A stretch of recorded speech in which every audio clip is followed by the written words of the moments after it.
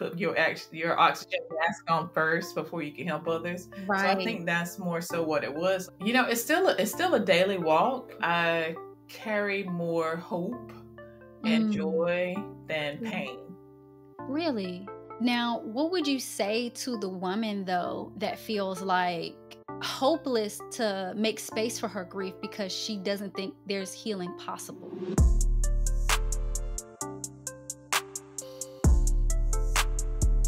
Hello, beloved, and welcome back to Beloved Women. I am so honored that you're here today because today's conversation is going to be one that I know is so important for many of us. We're going to be diving into a topic that touches everyone at some point in their lives, and that is grief. Whether it's the loss of a loved one, the ending of a dream, or simply navigating the pains of life's unexpected changes, grief has many faces. And I cannot think of a better person to help us explore this topic than my dear friend, Natasha Smith. Natasha is a speaker, grief coach, and the author of two powerful books, Can You Sit With Me and Black Girl Grief. Her heart for helping women feel seen, supported, and spiritually grounded in the midst of pain is both compassionate and courageous. In today's conversation, we're talking about the different types of grief, how to trust God when your heart is breaking, and what it looks like to sit with someone in their sorrow. Natasha shares her personal story, practical tools for healing, and a message of hope that I believe will speak directly to your soul. So grab a drink, take a deep breath, and let's lean into this powerful conversation. Welcome, Natasha. Yay. Thank you so much, Christina. I'm so honored to be sitting with you today and so looking forward to our conversation. Thank you for making time for us because I really do believe this is a conversation that needs to be had.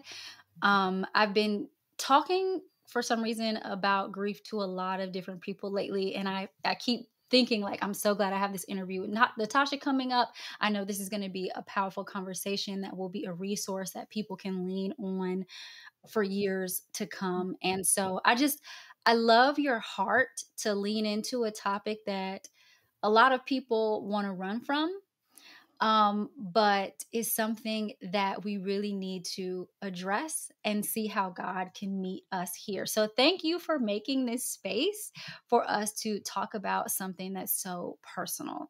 And before we do that, I want to give you an opportunity to share a little bit about your own personal story and what led you to start a ministry on helping people in their grief. Yeah, thank you so much for that question. I'd like to start off by saying that I sat with grief for 30 years, over 30 Mm, years, which is still so crazy every time I say that. But literally just having experienced loss after loss, beginning in my teen years, um, starting with the death of my oldest sister when I was in college, early teen or late teenage years. Basically half of my immediate family. My wow. dad, two of my older sisters, the murder of my nephew, multiple miscarriages, still loss of babies to stillbirth. And so that is just to name a few of the losses due to, like the death of loved ones. But then there's also living losses. I went through Mm. different iterations of career things, graduated with a mechanical engineering degree, worked in big pharma for over 12 years, but then transitioned into homeschooling. And so That's a big jump. that was a big change and transition. And I didn't realize how much grief it was with that. And Yeah. so when I talk about living losses, it's those things where someone didn't die, but that transition or that change felt like a death. And so, change, shifting careers, divorce as well. So many different things that kind of led up to me experiencing that much loss, but then not knowing what to do with it. So holding and sitting with, stuffing, ignoring, pushing it to the side, because what do you do with grief if no one ever taught you how to deal with it? Right, right, And so 2020 was that pivotal point of like, oh my gosh, I have to do something with this, because we were stuck in our houses with ourselves, right. having to deal with ourselves. And so, Yeah. yeah, so that was the time when I started to kind of share a little bit about my story, and it resonated with other people because other people were dealing with their stuff as well. What did it look like in 2020 for it to bubble up and you're like, "Okay, that's a lot of grief Yeah. to 30 years worth of Yeah. grief to stuff, to hide, to overlook."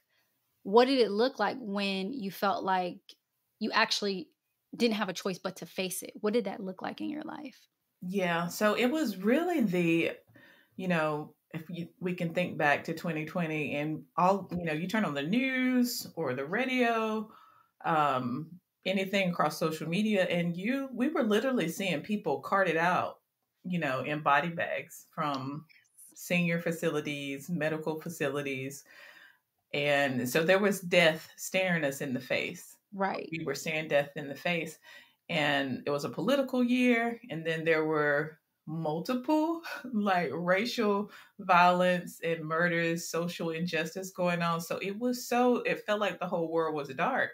And it was almost to me like this me seeing what I have been feeling on the inside, like staring me in the face. And I was like, oh my gosh, all this darkness, all this grief, pain. I mean, you see people crying on TV. You usually didn't, we hadn't seen that Right. really before. They literally had the death toll every single day. Yes. Oh That's my God. wild. Yes. Every day they posted how many people died. That's Yes. crazy when you think about it. Around the world too. Like it wasn't, you know what I You mean? It tell wasn't. me in this country, in the US, and you're like, "Oh my god." Yes. So it was overwhelming, but it was me recognizing like this is how I've been feeling on the inside. Like, it was Wow. a crazy reality, and it was kinda like I like the illustration of, like, a boiling pot that has a lid on it, and it literally, is bubbling up, and it can't stay on, and so that's how I felt with this grief, and recognizing, like, I have to do something about it, and I can't say that I had, like, a real, like, order to it, like, Yeah, "Okay, yeah. I need to do this first, and then I'm gonna Right. do this," but I just started writing, like, and I didn't even realize that that was gonna be lead to so much healing and then so many things and books, like, I didn't even know that as I was doing it. Wow. Yeah. So were you just journaling or were you blogging or what did the writing look Blogging. like? You Mhm. were blogging about Yes, how you because were I was feeling. already a blogger, I had been a blogger for years, like, it was, like, lifestyle and Yeah, real Um, nice. yeah, like real cutesy stuff, lifestyle, my outfit of the day, Right, right. Yeah. And I had started to and I was I was a Christian. And so Right. even with my lifestyle blog, like it wasn't like a Christian blog, if that makes Mm, sense. Like, yeah. people knew I was a Christian because I would infuse like some scriptures here and there, but I wasn't like blogging the verse of the day or whatever. And so during 2020, I started sharing more of my faith because I'm like, this is who I am. And then I started sharing bits and pieces of my grief story. And Mm. so that's how it started, and it just started to snowball. I feel like, and correct me if I'm wrong, when people kinda have that bubbling over season, I kinda explain it like this. Either they, like, explode and there is, very tense interactions with your environment, or there's an implosion where there's, like, a shutting down, there's a not talking anymore, there's a you're taking it out on yourself. A lot of even like self-harm, like mentally talking down to yourself. It's all happening in your head. How would you describe your bubbling over moment in 2020 before you started like writing it out? That's a great question. I feel like even when I even started to process, I still have those because even the back of Can You Just Sit With Me starts with a question that I had often asked Mhm. myself, like, why are you still sad about that? Mm. And so I've had that inner wrestling, like, Mhm. yeah, it's been 30 years. Why are you still sad about that? But the answer is I never dealt with it. Yeah. I did not deal with it.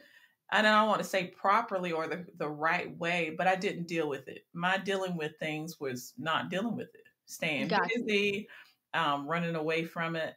you know, and just distracting. And the funny thing is some of those mechanisms are cool and they're okay for short periods of time, but you can't live like that without processing and dealing with our emotions or our grief because they come out in different ways in our life. Yeah. How did it come out for you? Oh my goodness. Anger sometimes. Um, yeah, being short and impatient and and then sometimes just deeply sad. Just deeply sad. Yeah, but it and if you think about those, just those few emotions that are named, interacting with a spouse or kids, that's not good. It's not Yeah. good. And with our relationships, even friends, you know. And so learning, becoming more self-aware, like, okay, this is harmful for relationships, harmful for Right. myself. You know, I can't be healthy for those around me or nor myself if I don't deal with this grief and what's happening on the inside of me. Would you say that was a major motivation for you, your relationships, to find healing in your grief? I would say it was heavy. I think it was heavy. I think it was overall me, yeah, realizing that I needed to be healthy in order to be healthy for others. It's kind of like that the airplane illustration, like put your oxygen Right. mask on first before you can help others. So I think that's more so what it was, like realizing like I had, you know, experienced a lot of stuff, like a lot of grief and trauma that's really has affected me. And I'm Yeah. still finding this out, Christina. Like Yeah. it's so crazy. So I had like did a mental health workshop and had pulled my transcripts for something else and look back because my oldest sister Angie died my sophomore year. And so I looked Okay. at my transcript. Okay, yeah, it affected my grades. But Oh, this is my first wow. look. I'm 46 and I'm just realizing that, yeah, duh, it affected my grades Yeah. during college because I had experienced my like a major loss in my life, like major loss. And so you see my grades, they're good, and then boom, dip. And then I recover, but still, so it was like a marker, like, oh my gosh, I can literally visually see how this loss affected me that year. It was crazy. How it's showing up, even though you might not have been acknowledging it, it still was showing up in subtle ways. In your book, Black Woman Grief, which I absolutely love, by the way, you talk about a concept that I knew existed, but I didn't have language for it. And you called it spiritual bypassing, which was important for me to really learn more about, especially someone in a Bible teaching, women's, spiritual formation kind of space. Because it is easy to say, especially with you being a Christian, saying, okay, well, I'm just going to have faith, um, but that really be a form of you not processing your grief, or even other people putting that weight on you to not process your grief in a healthy way, for the sake of being spiritual or having faith. Can you talk a little bit more about your experience with spiritual bypassing and what that is? So it's basically spiritual bypassing is when we use something spiritual, whether it's a Bible verse or even the language that we use to basically not make space for someone to really process a pain, because it doesn't have to be grief, but a pain or emotion that they are feeling because of an experience or circumstances that they're going through. So it doesn't make space for someone to have a natural response to what they actually went through. Gotcha.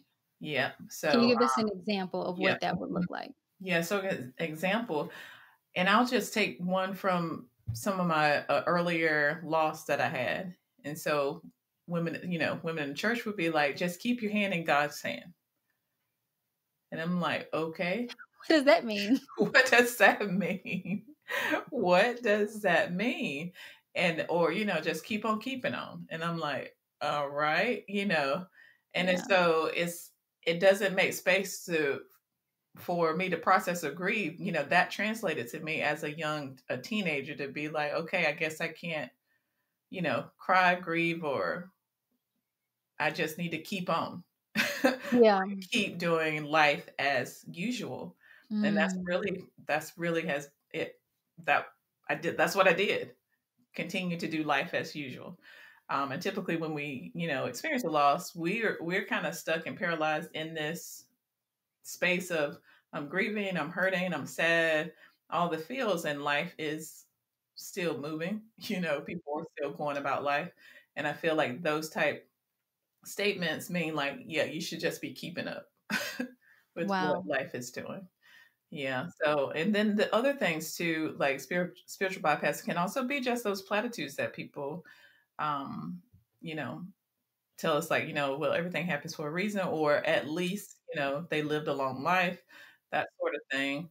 Or just pray about it, just pray about it, just pray for peace, and that used to be a hard one for me because I was like, or I realized peace just ain't gonna fall from the sky. God can give us peace that surpasses all understanding. When we pray, and I'm not saying prayer doesn't work, but when we experience like fresh grief, fresh loss, like it just happened, we go through what I've found in research to be called flat brain syndrome. Like we cannot see clearly or think straight because our emotions are so high. And so the diagram um, in this research is like it shows like our bellies are so full, we're so full of emotions, and so it kind of pushes up and it makes our brain flat, just for illustration wise, like flat Right. brain where we really can't see clearly or think straight. And I think that's kind of why it's said that not to make decisions during these huge losses in our life, because we're really not thinking the way that we normally would. But grief affects us so deeply, especially in the onset of a loss. And so, even with that, saying that weeping may endure for a night, but joy comes in the morning, it's going to fall flat because my emotions are so high. Like I cannot even hear you straight in this moment. And so, and it just takes time. And I was telling someone just yesterday, that's why community is so important, so that Mhm. we can um, surround those who are grieving with faith when they can't lift their arms. We can lift Right. arms for them. So yeah. Mm. I remember when I was having a very challenging season and my emotions were very high. Mhm. And I would send a text to my friend Sade and I would just be like, just pray for me. Yeah. And she would literally write the prayers out and send them to me so I could just read them. And that was so helpful for me because I couldn't really pray that articulately at that time as she could. So it's like she kind of gave me her Mhm. prayers, um, because I just wasn't in a mental state to be able to just pray like that, if that makes sense. That's perfect sense. Yeah. And I know that she was praying behind the scenes too on her Oh, own, yeah. but just to like kind of just give me the words or I could see what she was praying and kind of slowly come into agreement with that. That was really helpful for me during that season. That's just one example, but can you share with us how we can make space for grief, for ourselves and for others so that we can make sure we're not spiritually bypassing ourselves or making those same mistakes when we're genuinely trying to encourage somebody, we love and we care for. How can we make space, especially in the face of fresh grief, as you call it? I believe like to make space for ourselves, we have to give ourselves permission to grieve. I love, even in my first book, Can You Just Sit With Me? I use Jesus as one of the examples. Um, Him going away to a quiet place, and spending time, you know, with themselves, and sometimes that can be scary because we often don't know what to expect, because again, no one really teaches us what that looks like. And so we're like, am I going to just scream and yell, or how are my emotions going to be? Right. Can I control my emotions? That sort of thing. And I think when we are able to allow ourselves or give ourselves permission to grieve, we'll find that when we are able to let ourselves feel the feels, it's almost like coming over a wave. Sometimes they say grief comes in waves, but we're able to, it to me almost releases some of the pressure off of our bodies, our mind, when we actually release some of the grief.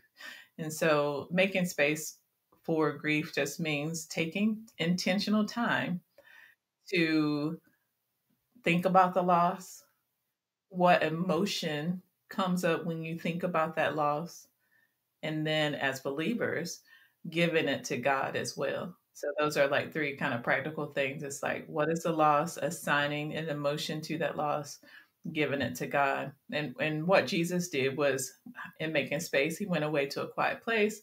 He expressed emotion. We know Jesus wept, right? And he also had questions. And so even in making space for grief, we can have questions. He had questions.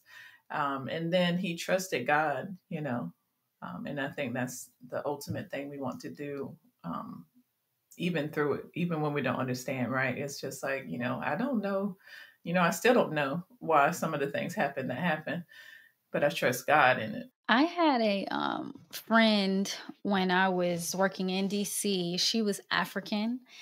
And when I met her the year before, she had lost one of her brothers. And she was explaining to me how the mourning process is an entire year and that they were going to go back to, I guess, complete the process. I know that I'm not saying it correctly, but I just remember being like, that's a really long mourning process that you guys go through. I'm thinking in America, it's like, okay, 7 days, you need to, you know, wrap up anything you need to wrap up, get it together, and it almost feels rushed compared to other cultures. I don't know if you've noticed that. And then even in the Bible, where it seems like there was space made for mourning and grieving. And, if you read about like the sackcloth and ashes and like, Yeah. you have to be intentional to be like, let me put on a sackcloth, let me tear my clothes, let me put on like, you have to be intentional to be like, I'm sad. You guys are going to see it. Like, I'm going to let myself be sad.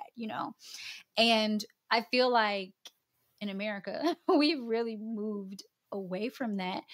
What do you think are the consequences of trying to rush grief? What a powerful question, for one. Yeah. And thank you so much for bringing just so much light to the Bible. Because when we read and study our Bible, grief, loss, death, sorrow is threaded in it. And they do, Yeah. especially in the Old Testament, make space for grieving. 30 days, 90, and it's called out how long. And so for us, I feel like the consequences is a bunch of unhealed people. People walking around who are not fully living life because they have not fully grieved. And so I feel like, and this is, research, personal experience, it holds us back. So you just think about emotions in general, right? If I am suppressing an emotion, I'm also probably, along with suppressing grief or anger or whatever, suppressing joy, or not allowing myself to feel joy, or, and this is me again, and probably other people as well, because of a fear of someone dying, I may not even enter in other relationships. Mm, yeah. I went through a season of weird. I say weird, but it's normal. Yeah. I mean, I can Um, understand that. yeah, so I went through a season like, oh my gosh, I don't want any new friends. I'm scared they're gonna die, and of course we're all gonna die. Yeah, But I literally had a genuine fear about that. And so, that's but real. when we are unhealthy, we can't see that. And so I think the consequence of not making space for grieving and allowing ourselves to go through this process and do the work and be intentional, make space for it, it's a lot of unhealed, unhealthy people walking around Mm. or not living fully and living life in a way that God would have us to live it. Now, what would you say to the woman though that feels like hopeless to make space for her grief because she doesn't think there's healing possible? Because you can't take back what happened. You can't bring them back to life. Like when there's that level of hopelessness there, and it feels easier to just stuff it because it's like, well, I don't believe that there's any kind of healing possible for me. So I'm just gonna try to make do until it's my time. Like, what would you say to that woman? I love that question so much because I see it a lot in the grief space, and it's heartbreaking. But in the same hand, I get it. I get it. Like I get it because I've been to a point where I felt so apathetic, like nothing's going to change. This is just the way it's going to be. I've been there. I feel like for me, just having a deep foundation of church, the Bible, God is what just has held me during those times. But for those walking through that time frame of feeling hopeless, I think again it goes back to community as well, like having someone around you praying over you when you can't pray, holding faith when you don't have the faith, and just coming alongside and sitting with you in, if we had an illustration, in the ashes, because it's this is where I am and I don't feel any hope, but allowing someone else to be hopeful for you and until you feel hopeful again. I think that's the biggest thing. Because when you're in that spot, and you know what, we can be in that spot, but deep down, because this is me as well, or had been me as well, like feeling hopeless, but still deep down, like if you're a believer, deep down, deep down, that there is hope. It's interesting. It's just a spirit. It's the spirit of God living on the inside of us as believers. Like even when it feels like dark, all hope is lost, like nothing's gonna change. Like, yeah, like I just gotta wait to glory before I feel any sense of joy. Yeah. Down, the Spirit of God is quickens us to say, no, there is hope. You have me. Mm. And because we have him, because we have Jesus, Jesus is our hope. And that's really, I feel like, has been my centering point, especially in the 30 years when I did nothing with it. I had moments like, God has abandoned me. Like I don't even know I don't know. But then something deep down inside is it's constantly nudging me to say, the truth. You know the truth. I'm here. I never have left you. I've never forsaken you. And so I think that's what it is, having the Spirit of God just quickening us to remember those things. And that's one of the scriptures too in Psalms. It's like from the Message paraphrase, like when my soul was in the dumps, I remember everything I know of you.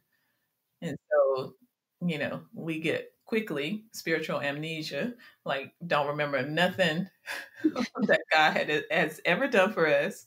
Yeah. But when we start to think about the things that He really has done, even the small things, then we start like, okay, yeah. And so would you say that hope comes from like, okay, God, life doesn't feel good right now, but God is still good? Yep. And it doesn't, and in saying that, it doesn't minimize the pain. It Right. doesn't minimize it because we've been learning that we can hold both, right? Both. Yeah. It doesn't minimize it. It doesn't mean that it just takes it away because it is there. Right. But we know that it changes. It can Mhm. change. Yeah. So with that in mind, that deep hope, that knowing within you, how does grief look different now for you than it did 30 years ago? Wow, that's a big question. Yeah.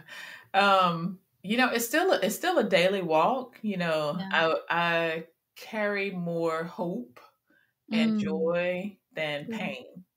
Really? Yes. Yes. 30 years ago, even again up until 2020, I've just it was a weight, a heavy, heavy weight, and just a lot of pain. But as much as I'm able to tell my stories because I've processed so much of it still in those short years since 2020. That I carry more hope than the pain of of what I experienced. I think that testimony in itself is going to give so many women hope, because I think there are going to be a lot of people watching this that feel so heavy. I think I saw like a meme or like an image online that was like, this is what grief feels like. And it was like a person with like rocks all inside them. Like, Yeah, it yeah, just feels so heavy. And you correct me if I'm wrong, like the healing process, as you were talking about, acknowledging those rocks are there and giving them to God, helps it to become lighter. Because I feel like that's what you were saying. Like, I felt so heavy. And so now you feel a little bit lighter. Like, yes, not everything was restored, but you still feel lighter. You still have joy. Both can still coexist.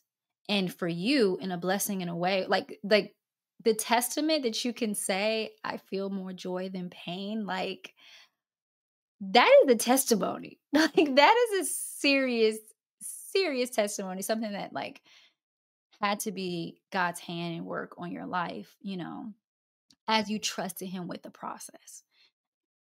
And I think that like being willing to trust God with his process of healing when it comes to our grief is kind of like Peter stepping out on water. Like it feels like a really big risk.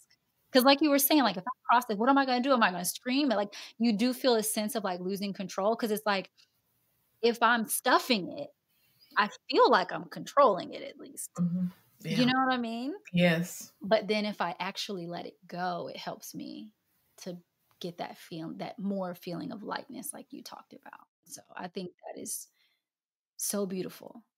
And I'm so happy that God got you to that place and that you have this whole ministry where you're helping other women get to that place as well. Now, you wrote a second book, Black Woman Grief. Can you share with us your heart behind writing this second book on grief after you already wrote on grief, but specifically to Black women? yes. I love this book so much because it makes space for Okay, specific losses that got Black you. women experience. Because I'll get the question, of course, like what's different from this Right. first grief book to this one, and the answer is grief is grief. We're all going to experience grief of some because of some loss of a person or something in our lives. We know grief is universal to us all. However, when we talk about different types of losses, our losses are different, right?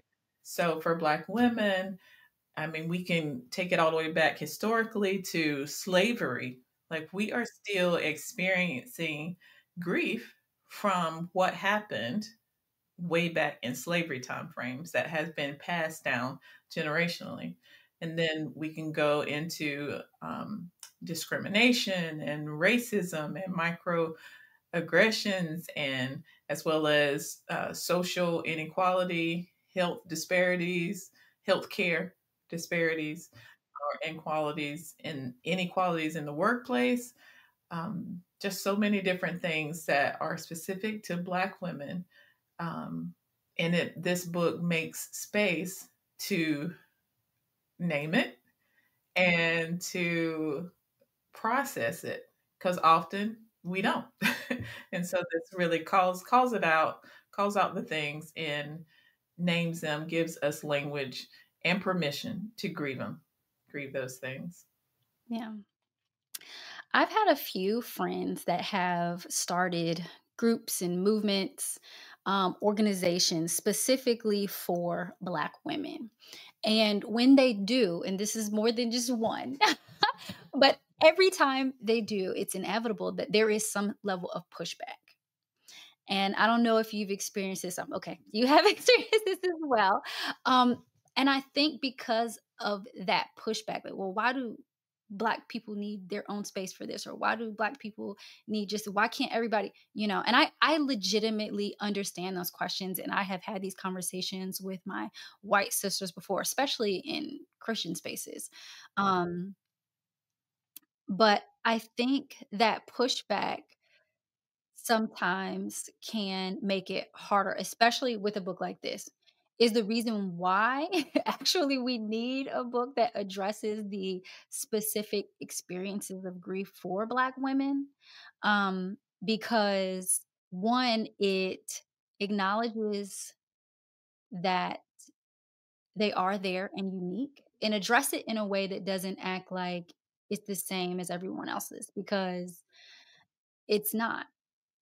And so, what do you say when you receive that type of pushback? Because that can make the process more challenging. Yeah, I believe, you know, when we think about life, like the life experience of everyone, right? They're different. No, people, we have different experiences. And I wanted to say, like, this book, I've realized it is kind of like the sequel to Can You Just Sit With Me? Because if, with Black woman grief, I'm asking you, we're asking you to just sit with us. I And what, love that. the message of the first book is not for an opinion, not for advice. It's really to listen and to learn about my experiences, why they are important to name, why they are important to heal from, why they are Mhm. important to be in solidarity with other Black women who are we're grieving collectively in Mhm. this. Um, and so just when we can, recognize that it is a loss and it is a specific grief to this one population, then Right. and we're able to extend grace to say, yes, they need this, they need this space for Mhm. healing. They need this space Mm. to kind of come together and heal Yeah. in community. They need this for community. So I love what you said, because it goes back to what you were teaching us before, as far as like how to start the healing process. You have to name it. You have to name what it is that you're grieving. And so this book helps Black women to name their grief and the shared experiences that we have together when it comes to grief. But this isn't book isn't just for Black women. It is for anybody that wants to make space for this particular grief. Yeah. Yep. Yeah. Because you think about, there's more than Black therapists, right? So a lot of therapists, they're non-Black, you know, ethnicities or whatever. And how are they serving? They could better serve the Black woman population if they realize and recognizes the types of losses that they experience.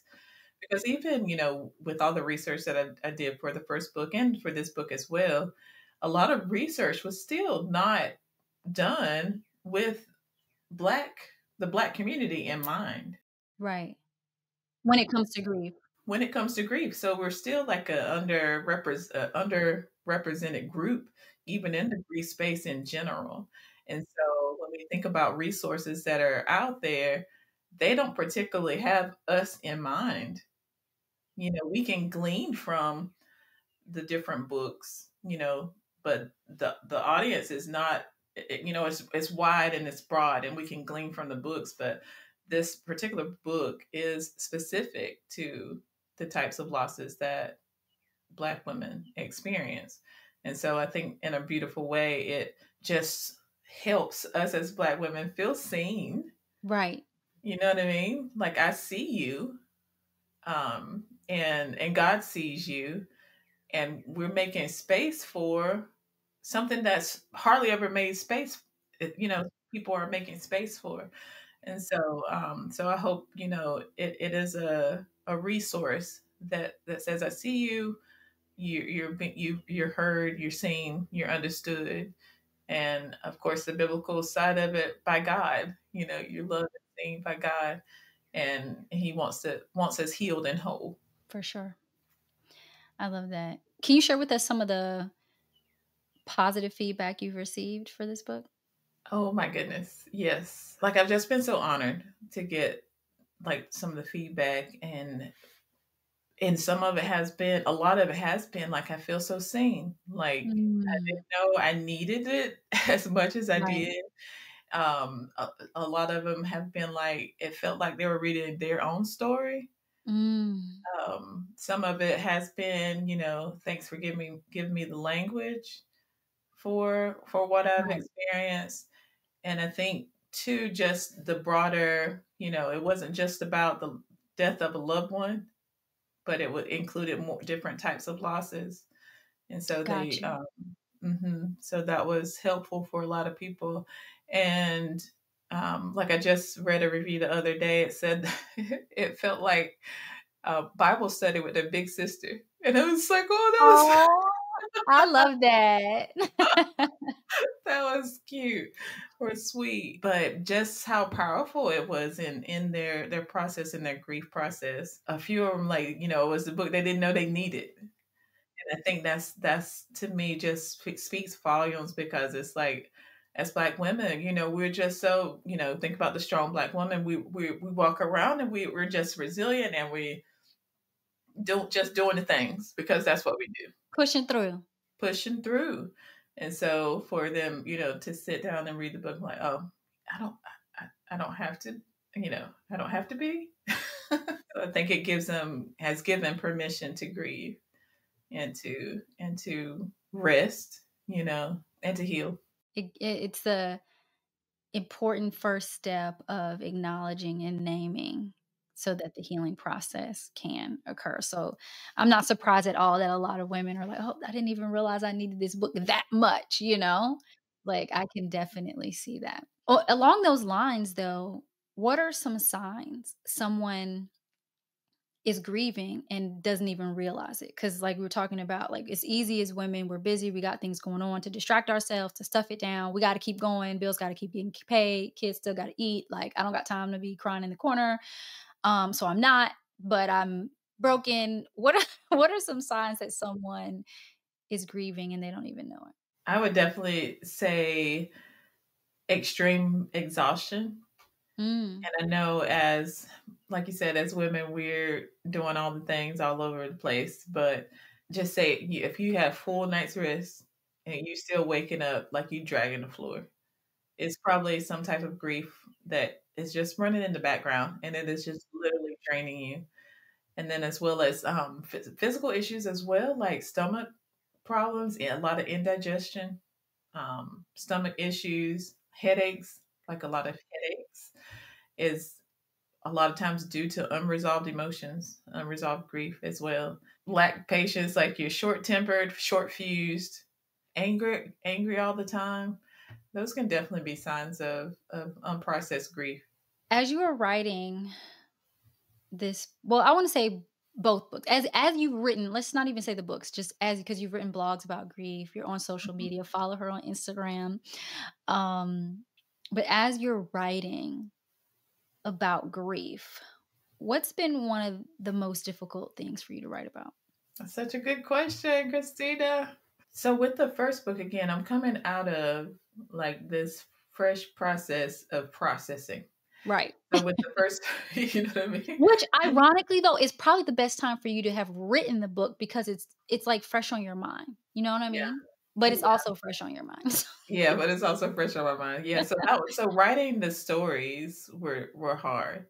And even for Black, so yeah, for both books. Yeah, the storytelling. So I get compliments about the storytelling, but it's literally my stories, you know. Right, you're reliving your life on paper. Yes, reliving my life on paper. So that has been the most difficult part. Mhm. I love research, so research is fun for me because I'm learning, and I just like the research. So that was not that it's time consuming and tedious or whatever, but it has been more so the personal stories of reliving, the retelling, which is Yeah, still lethargic and healing. But specifically for the first book, with some stories that I just had not told. yeah. And so Yeah. that was hard. And with your writing, what's been the most healing part for you? I would say still writing the retelling of the stories, So is but that then the most difficult but most healing part? yeah, that's true. But Yeah. I would also say though the digging into the word about it Okay. because again, I grew up in church, but Mhm. you know, when in talking about death or grief, I mostly heard it during funerals or memorial services. Like I didn't hear anything, to a grand extent. That's not what we talked about in Bible study or Wednesday night prayer meetings. And so for me, digging into the word as it relates to grief has been so healing because I have this even deeper understanding of the God who cares, the God who comforts, the God who heals, all throughout scripture, from Old Testament to New Testament. He has been here and he's here to stay. Like he ain't leaving me. He's always been with me. So I have this deeper knowledge and understanding um, about who God is in our grief. 'Cause I knew who God was, like in delivering from sin, but from delivering from the pain of grief, comforting me like nothing else can comfort me, giving me peace like nothing else can. I didn't know that God until I started studying and learning more um, for these books, really. Oh Yeah. my gosh. I love that. Yeah. I'm loving this because okay, I feel like we're kind of going full circle because when you started talking about how grief impacts you, like it's like filling you up and you called it the flat brain. Yeah. And then Hmm. you're talking about the healing process of writing, but also like your biblical study in relation to grief and understanding God in grief and just understanding his truth surrounding it. It's like a renewing of your Oh, mind, you yes. know? So it's Oh, like grief changes your mind.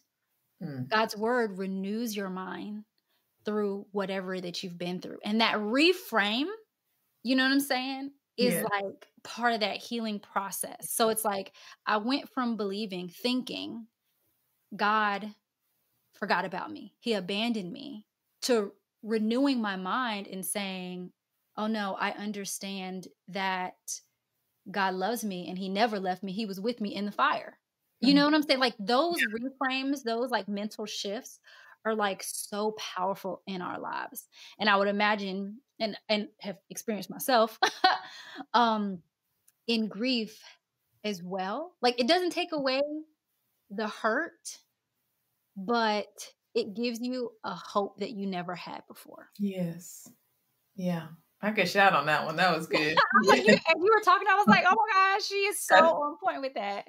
that's so good. Yes, that renewing of our minds. Wow, wow, wow, wow. Yeah, And so absolutely. it's like that was one of the most healing. So as you're like processing your stories, Mhm. but from a lens through the Bible now, Yes. it is super healing for you. Yes. I think Yes. that's my prayer for Mm, everyone that's watching this, that's that good. we're all grieving something, Yes. but that God would give us a perspective that's aligned with his love and truth, no matter how dark it looks. And that somehow renews our minds, that it heals our hearts, and that it restores our souls. That's my prayer that everyone watching this receives today. All of us, because I've been in this game for 20 years and I'm so passionate about teaching God's word because I've seen how it can change anyone's life. And I plan on being here until God says no more Yeah. because I'm that passionate about Yeah. it. And so when you said, "Oh wait, it was actually getting in the word that was some of the most healing part for me." I was like, "Yes, girl. Yes, it was. Yes, it was. That's Yes, true. it was." And so and I think back to, our conversation on like spiritual bypassing cuz like you said, like I'm not saying prayer and Bible study doesn't work, but I'm saying like we can't like fake healing. Like God wants us to be real with him. He doesn't want us to spiritually bypass and just say, I'm just going to read the scripture every day and be okay. You know what I mean? And not think about it. Like, he's like, no, I want to show you that I am the God in your grief, Oh, just yeah. as much as I'm God in your joy. And I don't think we can get to that point if we're not real about our hurt and our pain and our sorrow. So I thank you so much for creating space with us today to just talk about grief in a way that still gives us hope. Like, that is a true ministry that you have. And I thank you so much for sharing this time with us today, Natasha. Please share with our beloved sisters how they can connect with you. Yes, thanks again for inviting me on. I so enjoyed this conversation. But yes, they can connect with me across socials at I am Natasha Smith. My website, iamnatashasmith.com, and then both books wherever books are sold. Perfect. We'll put all the links in the description of this video. Thank you so much for joining us today, beloved. And until next time, be beautiful, be blessed, and be loved.